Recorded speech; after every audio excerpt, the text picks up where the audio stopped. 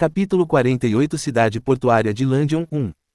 Depois de várias semanas de navegação, Ulk e seu grupo finalmente chegaram ao seu destino. A cidade portuária, Landion, tinha uma marina enorme, lotada de comerciantes que não paravam de pechinchar. Uma cidade cheia de vida, com várias atrações e lugares interessantes para visitar. Lia riu enquanto observava os tripulantes descarregando um navio próximo. Mãe, quem são essas pessoas? Eles são apenas marinheiros. Leifina era surpreendentemente boa em criar filhos. Embora sua habilidade culinária fosse atroz, pelo menos ela não era inútil em outras tarefas de esposa. Uau, existem tantas raças diferentes! Ung Sang-hun exclamou enquanto admirava a diversidade da cidade. Foi além da cor da pele, pois algumas pessoas tinham características físicas bem distintas. Como tal, o grupo de Ulk nem se destacou. A atmosfera desta cidade parece ser de liberdade e diversidade. Ao pagar um imposto à coroa, a cidade podia desfrutar de certas liberdades. Embora a lei variasse de país para país, nesta cidade, se um escravo conseguisse viver aqui por 3 meses sem ser pego, ele era considerado como tendo conquistado sua liberdade. Imigrantes afluíam a esta cidade. Não havia nenhuma autoridade que interferisse em suas vidas cotidianas, desde que não infringissem os direitos dos outros. O que você vai fazer agora? Primeiro, preciso reunir algumas informações. No passado, ele não tinha ouvido falar de nada de especial acontecendo em Landion. Sua área de partida era um lugar remoto no Reino Arpen, e levou algum tempo para que ele conseguisse sair. 40 anos depois, ele naturalmente iniciou uma investigação, mas muito tempo havia se passado e eles não descobriram muita coisa. O que devemos fazer com esses cativos? Traga-os para a estalagem. Mandá-los para campos de trabalho seria a norma, mas nesse caso ele teria que provar sua identidade e preferiria manter um perfil discreto. Como havia muitos criminosos, suas regras eram muito rígidas.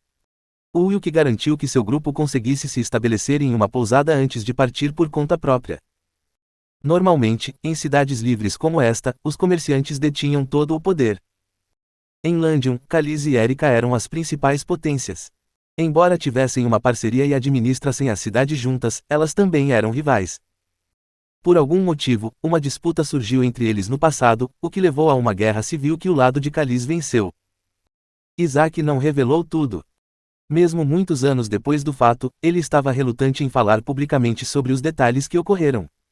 Sem dúvida porque ele estava envolvido em algo obscuro. Devido a tal razão, ele não conseguiu obter o quadro completo.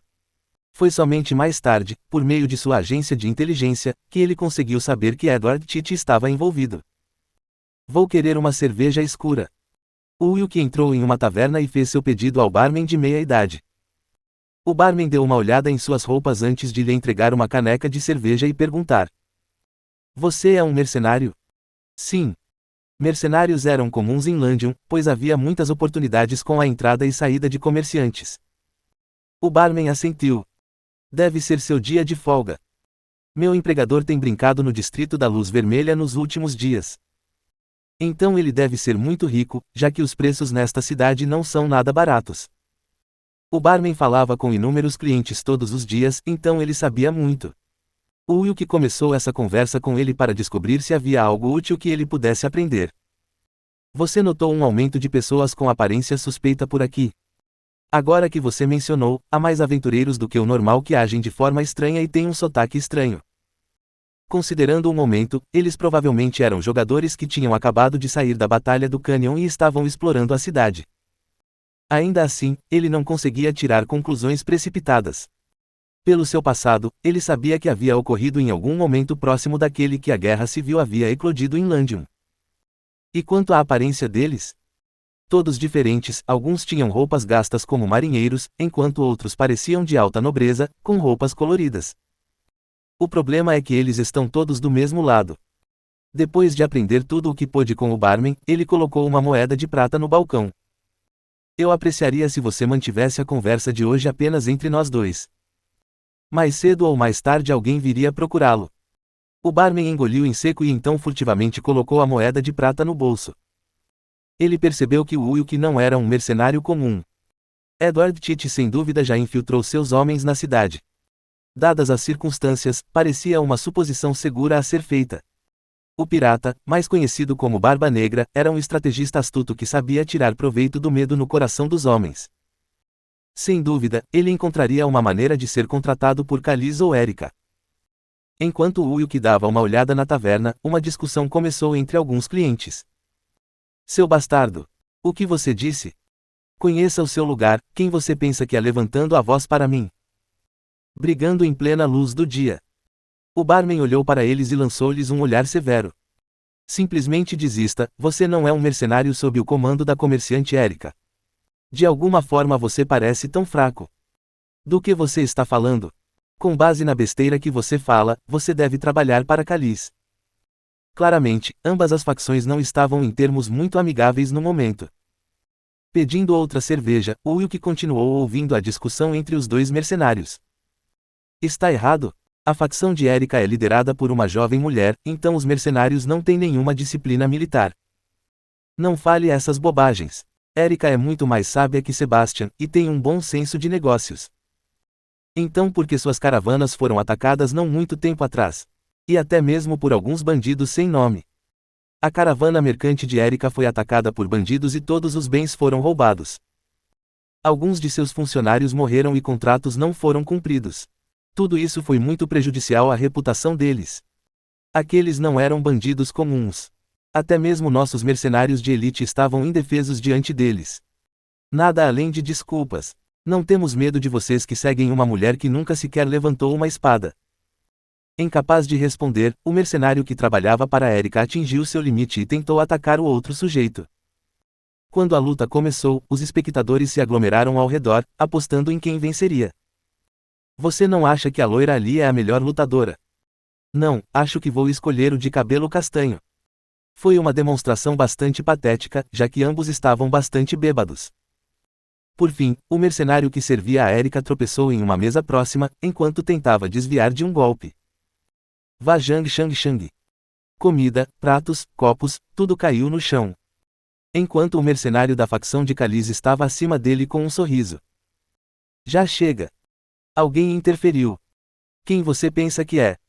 O mercenário de Khalees gritou com raiva, com o rosto vermelho. O novo oponente que interferiu era um jovem bonito, mas era tudo uma ilusão. Na verdade era o Wilk, mas ele estava usando sua máscara de bobo da corte, que ele colocou antes mesmo de entrar na taverna. Era sua recompensa do 99º andar da Torre do Crepúsculo. Embora isso não tenha mudado sua aparência, aqueles ao seu redor o viam como uma pessoa completamente diferente. Não vou me repetir, saia e não faça cena. O Wilk disse confiante enquanto agarrava o mercenário pelo colarinho. Seus olhos brilhavam ferozmente através da máscara. O mercenário de Khalees ficou atordoado enquanto engole em seco. O Hulk. Sua embriaguez desapareceu num piscar de olhos, pois ele sentiu uma pressão instintiva vinda desse jovem. Havia algo de desumano nisso. Ele decidiu fugir, tropeçando em si mesmo enquanto fugia com medo. Você está bem? O Wilk ajudou o mercenário que trabalhava para Erika a se levantar. Quem? Quem é você? Vamos conversar lá fora. Ele pode ter tido uma chance no que estava acontecendo na facção de Erika. Depois de deixar outra moeda de prata com o barman, o Wilk foi para fora. Rian, um mercenário de terceira categoria. Esse era o nome dele. Nascido em uma família de classe baixa, ele só tinha aprendido algumas técnicas básicas de esgrima e tinha vivido uma vida bem difícil. Do tipo que você não sabia quando uma adaga poderia se encontrar enterrada em suas costas, ou se você acordaria para ver o dia seguinte.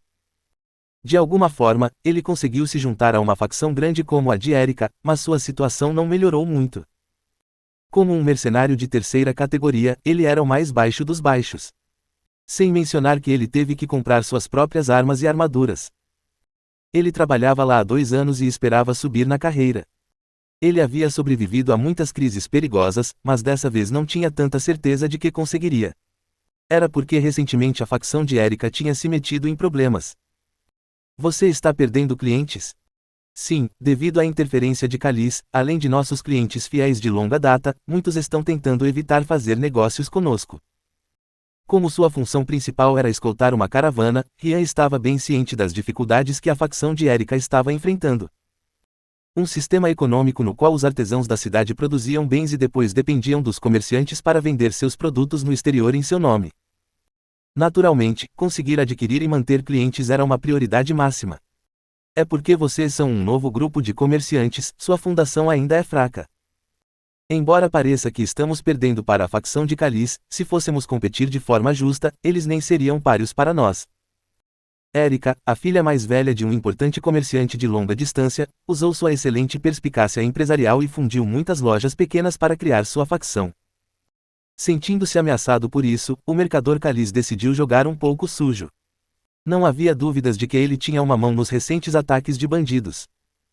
Você tomou alguma contramedida? Não tenho certeza porque estou longe do círculo interno, mas Erika provavelmente não vai continuar a levar golpes como esse. Ela deve estar planejando sua vingança. Dizem, no entanto, que eles não conseguirão resolver isso sozinhos e que será necessária ajuda externa. Enquanto Uyuki caminhava pelo beco com Rian, ele refletiu sobre o que tinha acabado de descobrir. Edward Tite poderia estar trabalhando junto com Erika. Ele é um homem calculista, então não apostaria no cavalo perdedor. Se não foram os piratas, então a quem Erika pediu ajuda. Era bem complicado descobrir onde os interesses de cada um estavam alinhados, e era difícil fazer uma estimativa fundamentada com base apenas nas informações que ele tinha no momento. Bem quando ele estava prestes a fazer outra pergunta a Rian. Tahaki. Desculpe. Um menino de rua vestido com trapos imundos que estava correndo colidiu com Rian. Rian, no entanto, não pensou muito sobre isso e apenas deu de ombros. Devolva. Suas ações não escaparam dos olhos afiados de Uyuki. Era uma técnica comum usada por batedores de carteira e ladrões. Fingir correr em direção ao seu alvo enquanto roubava seus pertences. O garoto era bem ágil com as mãos, então Rian nunca percebeu. Enquanto o jovem ladrão tentava fugir, Uyuki agiu rápido, agarrando-se ao seu pescoço. Você não sabe o que acontece com os ladrões. Sinto muito, por favor, me perdoe desta vez. Ele agiu porque não havia nada para ele comer. Crianças abandonadas pelos pais, vagando pelos becos da cidade, lutando para sobreviver. Embora ainda fosse verdade que o que ele fez foi errado, ele não suportava cortar as mãos como punição. Você quer ter uma chance? Sem dúvida, qualquer coisa seria desejável quando a alternativa era perder um membro, então o garoto assentiu com um olhar petrificado no rosto. Você conhece bem esta cidade? Bem. O distrito dos comerciantes fica no lado leste, as oficinas no oeste. Órfãos como ele teriam que viajar pela cidade, procurando por qualquer oportunidade para sobreviver. Se bem aproveitado, ele pode ser um meio bastante eficiente de obter informações. Se você fizer o que eu digo, eu lhe darei algo para comer. Ele precisava que eles ficassem de olho e tentassem identificar qualquer personagem de aparência suspeita. Mesmo que não houvesse resultados, ele ainda garantiria a eles um pouco de comida. Se encontrassem algo, haveria um bônus. Isso se aplicava a qualquer órfão, não apenas aos meninos. Tudo bem, entendi. O menino desapareceu no beco com uma baguete na boca. Rian coçou a cabeça com uma expressão estranha. Estou em dívida com você mais uma vez. Não se preocupe, eu sei como você pode me retribuir. O que posso fazer para você? Por favor, marque uma reunião com Erika. A maneira mais rápida de aprender o que ele precisava saber era ter uma reunião presencial. Ele também tinha a máscara do bobo da corte, que escondia seu rosto verdadeiro, então não tinha nada com que se preocupar. Eu não tenho esse tipo de influência. Você pode simplesmente passar minha mensagem para ela então. Como ela estava em uma situação difícil, era mais provável que ela concedesse uma audiência a alguém que lhe oferecesse um ramo de oliveira. Seus próximos passos seriam cruciais.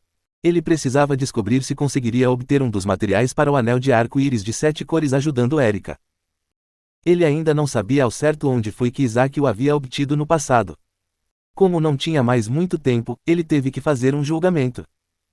O Uyuki seguiu Rian, enquanto pensava em como confrontar Erika.